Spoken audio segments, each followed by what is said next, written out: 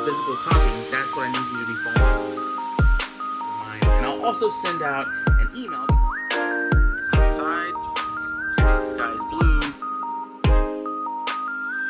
Communication.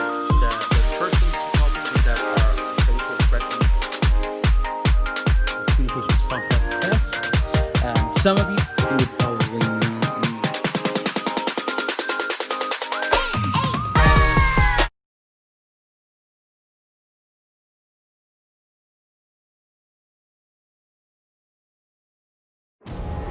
The greatest gift that Mother Nature gave to mankind is rapid oxidation or fire.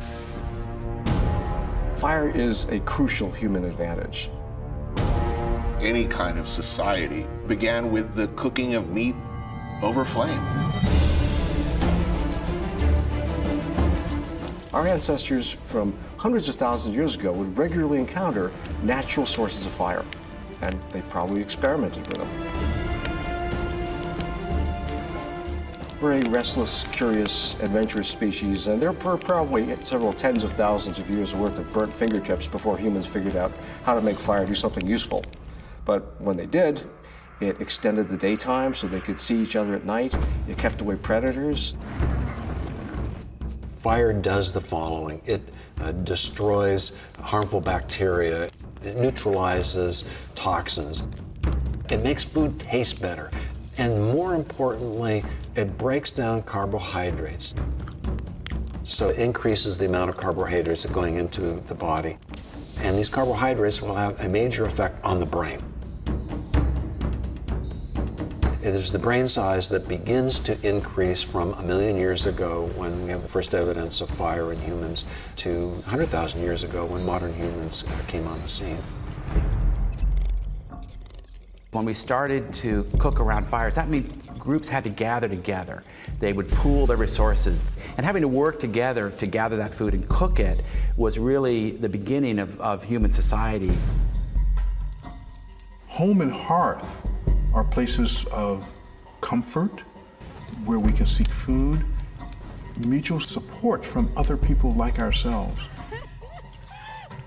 You know, the heat, the flame, the beginning of all conversation. Still, you know, flame attracts people to talk to one another. When you sit around a campfire as a group, you're creating basically the first school ever. Because storytelling is one of the best ways for groups to communicate. Storytelling was not just a comfort. Storytelling was the key to their survival. If we're looking at revolutions in human origins, the control of fire must rank among the most important of them.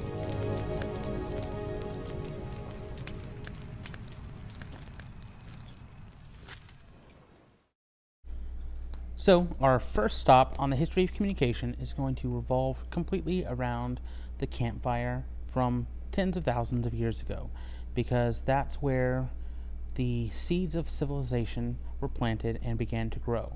Without those conversations around those campfires, we would not have life as it exists now. But before we get into that, we're going to have a quick review over some of the important things that we've discussed so far, because we are going to be seeing these on a quiz, probably at the end of the week, but also we're going to have them on the first test. And so it's important that you not only see these one time, but that you get a working knowledge of all the terms. So what is communication? Communication is the process of creating and exchanging meaning through symbolic interaction. It also has to be coherent, like we stated before. It's derived from the Latin term communis, which means to make common, to transmit, or to impart. So you're trying to transmit knowledge, you're trying to impart some sort of information. Meaning involves thoughts, ideas, and understandings shared by communicators. Symbolic means that we rely on words and nonverbal behaviors to communicate meanings and feelings. So one of the things we've discussed in class is the fact that words themselves are just symbols. They don't actually have any meaning until we give them meaning. So this quote sums up life. You cannot not communicate. It doesn't matter what job you have. It doesn't matter what aspect of life you're a part of. Unless you are in a coma, you cannot not communicate. Everything that we do communicates, from the look on our face to the way that we move our hands to the tone of our voice. Communication is unavoidable because it's impossible not to communicate. We've already talked a little bit about body language, particularly in chapter 1, but body language is one of those things that just kind of radiates how you feel and what you think. So as you take a look at this picture, what messages are these people sending without even saying a word? Are they happy? Are they glad? Are they excited? Just take a look from left to right. What are they saying? And what specifically about their body language is sending this message? And on the flip side, think about the way that they could sit or they could physically hold themselves in order to project a more confident, a more excited, or a more welcoming point of view just based on their nonverbals. And this is something that we're going to talk about quite a bit. Not only is your body language sending a message, your facial expressions, but even the clothing choices that you make are going to send a message. And they make such a huge impact on the messages that you are going to send to your audience whenever you're presenting. So we have to take into account every single thing about your entire being. Another thing about communication is that it's irreversible. An offhand comment or a critical remark uttered in the heat of conflict can haunt you long afterwards. Now, think about it to yourself. Have you ever said anything that you wished almost immediately, or maybe even after a little bit of thought, that you hadn't said it because you saw the hurt that it gave the person that those words were directed at? Even if you say that you're sorry, even if that person says that they forgive you, it's always going to be something that they remember. It's always going to be an aspect of that relationship from that point going forward. So because communication is irreversible, it makes it that much more important that we carefully choose the words that we say, that we carefully communicate the intentions that we want to communicate, and that we become the most effective communicators that we can be. Another thing to take into account is the fact that each word has consequences. You can't take back anything that you say. It's sort of like trying to unbreak a plate. If you've ever dropped a plate, you know that it just splinters into 1,000 different pieces. Yes, there might be some large pieces, but there's also microscopic pieces of glass that you have to sweep up. You're never going to be able to put that plate back together perfectly. It's always going to have the imprint of whatever happened to it. And the same thing happens with the relationships in regards to communication. As we talk about the history of communication, it's important that you remember that there are two primary communication types that we'll be discussing. The first is intrapersonal communication. This is communication that occurs in your own mind. It's self-talk, which is the inner speech or the mental conversations that we carry on with ourselves. It's the basis of your feelings, biases, prejudices, and beliefs. And so one of these things would be whenever you're waking up in the morning and you think to yourself, what should I wear today? What should I have for breakfast? Should I have a strawberry Pop-Tart? Should I have a blueberry Pop-Tart? What exactly is my day going to look like? And this is all happening inside of your head. On the other hand, whenever you're having a conversation with other people, that's known as interpersonal communication. This is communication between two or more people, but can involve two people, but it can involve more in informal conversations. Through this kind of communication, we maintain relationships. So interpersonal communication is going to be the thing that we discuss the most because that's really what we can work on. Intrapersonal communication really involves a lot of introspection. It's going to involve the Joe Harry window that we talked about in the first week, and it's going to involve really taking a look at yourself and figuring out the biases that you have, the way that you look at other people, the stereotypes that you place on other people, but also the own limitations that you've placed on yourself.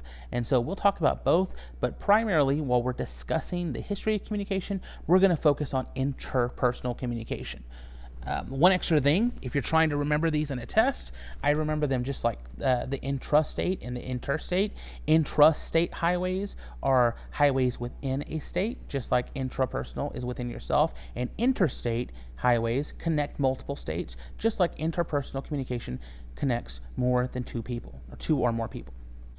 Migration and the peopling of the earth began about 70,000 to 100,000 years ago. Homo sapiens began migrating from the African continent and populating parts of Europe and Asia.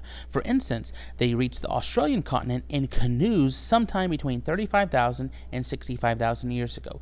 Think about that. People actually got in canoes and crossed the ocean to reach Australia from Southeast Asia. They probably followed along the island chains, but still, this is a remarkable feat when we're talking about a group of people that had just barely started communicating in an effective manner and being able to cooperate on a mass scale. So how do we do it? How were our ancestors able to achieve this feat, and why did they make the decision to leave their homes? The development of language between 100,000 and 50,000 years ago allowed people to make plans, to solve problems, and to organize effectively. One of the things that we've talked about in our notes in our class discussion so far is that language also gave us the ability to plan for the future and to look into the past and find out problems that needed solving. So we can't be sure of the exact reasons humans first migrated off of the African continent, but it was likely correlated with a depletion of resources, such as food in their regions, or competition for those resources. However, once humans were able to communicate those concerns with each other and to make plans, they could assess together whether the pressures in their current home outweighed the risk of leaving to find another one. For tens of thousands of years, humans have gathered around the campfire in order to share stories. Our very first big speech assignment is going to be you telling us a story about yourself revolving around whatever you want. It could be about your first touchdown. It could be about your favorite time that you ever went on a vacation. It could be anything that you want, okay? The only stipulation is, of course, that it needs to be school appropriate. If you are going to be doing it in class, we will have a little fake campfire that you'll be giving your speech next to. If you're giving your speech from home, then you need to record yourself, and then we will play that for the classroom. So the thing that you need to remember, and that is the most important, is that for hundreds of thousands, tens of thousands of years, humans use the campfire in order to pass on knowledge, in order to pass on stories, in order to develop their religious beliefs, and in order to build civilization. If it wasn't for this conversation that occurred at the end of the day, then we would not have life as we lived it. And it's most important because it helped us to develop interpersonal relationships. It allowed us to communicate with the people around us. And being able to do that in a much more effective way is going to help you immeasurably. Whenever you look at all of the different things that people look for in an employee or that people look for in a mate, at the very, very top of the list, communication reigns. And so there's a reason for that, because we have developed the need to be able to effectively communicate over tens of thousands of years. So as you think about the story that you're going to tell us, you are going to have to write that down. And we're going to need that story written down by next Monday. So you have about 6 days to get that story written down. And I don't really want that story to be more than 1.5 minutes or 2 minutes. So make sure that you actually time your story. After you write it out, time your story and make sure that it does not exceed 2 minutes.